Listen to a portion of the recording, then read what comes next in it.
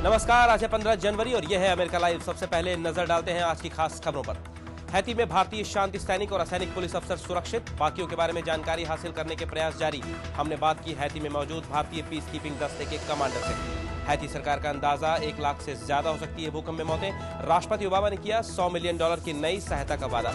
और ओबामा प्रशासन की सुरक्षा नीति पर हो रही है चर्चा। देखेंगे विशेषज्ञों के उपाय कि अमेरिका को कैसे सुरक्षित बनाया जाए। वॉशिंगटन डीसी से मैं हूं वॉइस ऑफ अमेरिका का अमित श्रीवास्तव। अब खबरें विस्तार से। हैती में संयुक्त राष्ट्र शांति सैनिकों के रूप में 140 सदस्यों का भारतीय दस्ता तैनात है। दस्ते के सभी लोग सुरक्षित हैं और राहत कार्यों में लगे हुए हैं। वॉइस ऑफ अमेरिका हिंदी की कार्यकारी संपादक निहारिका आचार्य ने इस दस्ते के कमांडर खिलबरना गुरुंग से बात की, जो सिक्किम पुलिस में एसपी हैं। इस वक्त कमांडर गुरुंग पोर्ट ओ प्रिंस के हवाई अड्डे पर हैं। इस वक्त आपको किस तरह की ड्यूटी दी गई है? जो रिलीफ एफर्ट्स हैं, जो काम चल रहा है, उसमें आप किस तरह से शामिल हैं? हम लोग यहाँ पर टीम फॉर्म करके जो जितना भी बाहर से जो इंजर्ड लोग आ रहा है, जिसको हेल्प चाहिए, उन लोगों के लिए यहाँ पर रिलीफ कैंप तैयार किया है। तो उसमें हम लोग इनको हेल्प कर रहा है कि उन लोग का जल्दी कोई ट्रांसपोर्टेशन चाहिए तो ट्रांसपोर्टेशन दे रहा है, और इनका जो खाने का सामग्री है चाहिए वो भी दे रहा है। आप एयरपोर्ट पर हैं और जो रिलीफ एफर्ट्स में आप मदद कर रहे हैं, आपको क्या लगता है कि सबसे बड़ी जरूरत क्या है आज हेटी के लोगों की? मेडिकल एड सबसे जरूरी है, एंड वाटर एंड इलेक्ट्रिसिटी यहाँ के लिए अभी सबसे ऑटमोस्ट इम्पोर्टेंट थिंग जो हमको लग रहा है कि ये लोग प्रोवाइड करना चाहिए, चाहे यूएन हो चाहे कोई भी ऑर्गेनाइजेशन हो। अब आगे चलकर आगे के कुछ दिनों में आप क्या हेटी में ही रहने वाले हैं? आपकी क्या योजनाएं हैं?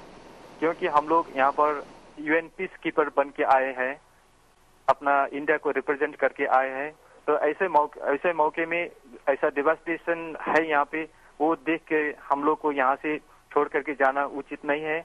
और क्योंकि हम लोग यहाँ पीस कीपर साथ साथ में एक मानवता की नाते से भी यहाँ के जितना भी पीड़ित लोग हैं उनको हेल्प करने के लिए हम लोग यहाँ पर हमेशा तत्पर रहेंगे। कैरेबियाई देश हैती में आए भूकंप में लगभग समतल हो चुकी राजधानी पोर्ट ओ प्रिंस में अभी भी मलबे हटाकर दबे हुए लोगों को बाहर निकाला जा रहा है।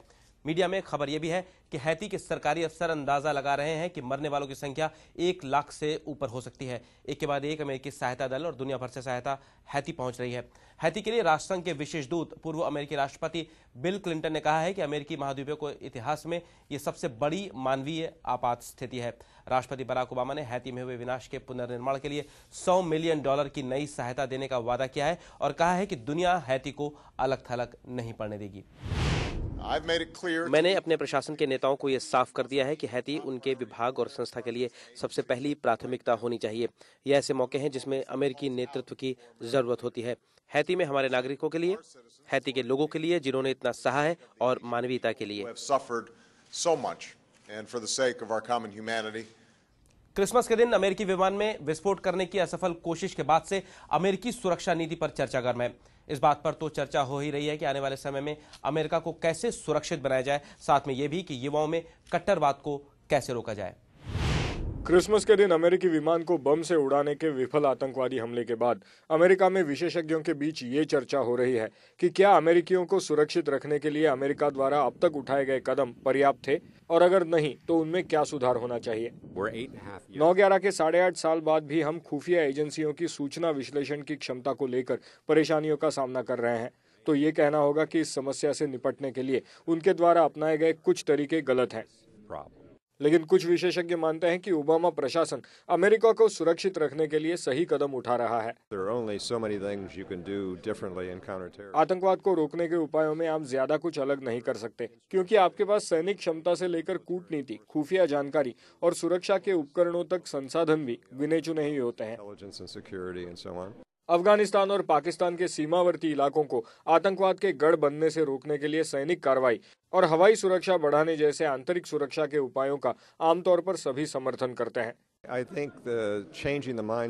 मुझे लगता है कि लोगों को कट्टरवाद की तरफ बढ़ने से रोकने के लिए उनके दिलों में बदलाव लाने के प्रयास होने चाहिए। ये उतना ही जरूरी है जितने की खुफिया जानकारी और हवाई अड्डों पर सुरक्षा जांच की पद्धतियां और तकनीक। Ayushman Apte, voice of America. America live आप हमारी वेबसाइट www.voasamachaar.com पर भी देख सकते हैं। अमेरिका लाइव के बारे में अपनी राय हमें americalive@voanews.com पर भेजना ना भूलें। अमेरिका की बड़ी खबरों के साथ सोमवार को फिर मिलेंगे। नमस्कार।